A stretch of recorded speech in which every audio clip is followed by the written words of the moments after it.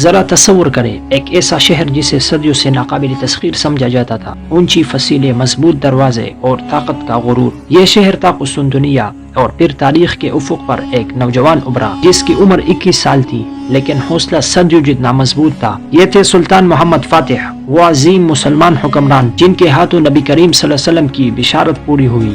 سلطان محمد فاتح 30 مارچ 1432 کو ایڈرن یعنی موجودہ ترکی میں پیدا ہوئے۔ آپ کے والد سلطان مراد دوم جو ایک نیک، سمجھدار اور بہادر عثمانی سلطان تھے۔ سلطان محمد ایک شاہی خاندان میں پیدا ہوئے، مگر ان کی تربیت ایک عام بچے کی طرح نہیں بلکہ ایک عظیم حکمران کے طور پر کی گئی۔ سلطان محمد فاتح کی زندگی کا سب سے اہم پہلو ان کی تعلیم تھی۔ ان کے استاذ شیخ شمس الدین، ملا گورانی اور دیگر بڑے علماء ان کے اساتذہ میں شامل ہیں۔ انہوں نے قرآن مجید حفظ کیا، حدیث اور فقہ سیکھی، عربی، فارسی، یونانی اور لاطینی زبانیں سیکھی، ریاضی، فلکیات اور جنگی حکمت عملی میں مہارت حاصل کی۔ ان کے استاذ اکثر فرمایا کرتے تھے، یہ بچہ ایک دن عظیم تاریخ رقم کرے گا۔ صرف 12 سال کی عمر میں سلطان محمد کو تخت پر بٹھا دیا گیا، لیکن درباری سازشیں، یورپی طاقتوں کا دباؤ، ناپختہ عمر، ان وجوہات کی بنا پر سلطان مراد کو دوبارہ اقتدار سنبھالنا پڑا۔ یہ وقت سلطان محمد فاتح کے لیے سیکھنے کا، خود کو مضبوط کرنے کا اور مستقبل کی تیاری کا تھا۔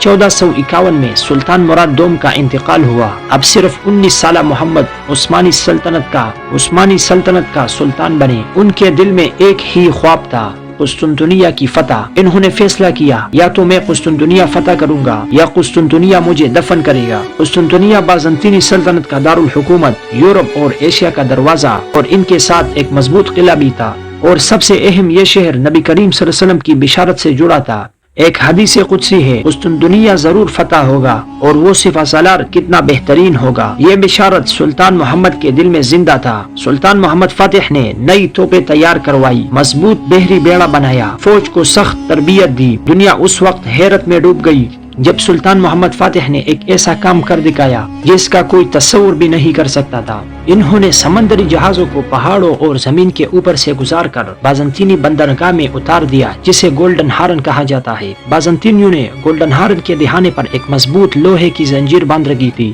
اس زنجیر کی وجہ سے عثمانی جہاز اندر داخل نہیں ہو سکتے تھے۔ بازنطینی یہ سمجھتے تھے کہ اب سلطان کی بحری طاقت بالکل بیکار ہو چکی ہے، لیکن سلطان محمد فاتح صرف تلوار کے سلطان نہیں تھے۔ انہوں نے اپنے سپہ سالاروں اور انجینئر کو بلایا اور ایک غیر معمولی منصوبہ بنایا۔ سلطان نے حکم دیا، اگر سمندر کا راستہ بند ہے تو ہم زمین سے راستہ بنا لیں گے۔ چنانچہ پہاڑی راستوں پر لکڑی کے تختے بچھائے گئے، ان تختوں پر تیل اور چکنائی لگائی گئی۔ رات کے اندھیرے میں عثمانی فوج نے جہازوں کو رسیوں کی مدد سے آہستہ آہستہ زمین پر کھینچنا شروع کر دیا۔ یہ کام خاموشی سے پوری منصوبہ بندی کے ساتھ ایک ہی رات میں کیا گیا۔ جب صبح ہوئی اور بازنطینوں نے آنکھیں کھولی تو یہ دیکھ کر دنگ رہ گئے کہ عثمانی جنگی جہاز گولڈن ہارن کے اندر کھڑے ہیں۔ یہ منظر ایسا تھا جیسے سمندر خود لانگ کر شہر میں آ گیا ہو۔ اس واقعے نے بازنطینوں کا حوصلہ توڑ دیا۔ 53 دن کے طویل محاصرے کے بعد 29 مئی 1453 کو بلاخر قسطنطنیہ فتح ہو گیا۔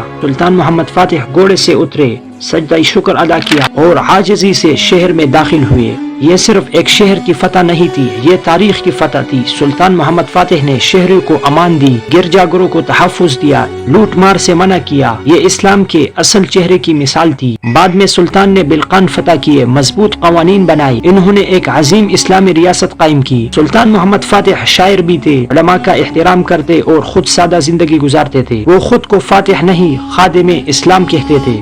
1481 میں صرف 49 سال کی عمر میں سلطان محمد فاتح کا انتقال ہوا، لیکن ان کا نام آج بھی تاریخ میں زندہ ہے۔ امید ہے آپ کو یہ ویڈیو پسند آئی ہوگی، اپنی رائے کمنٹ میں دیجیے۔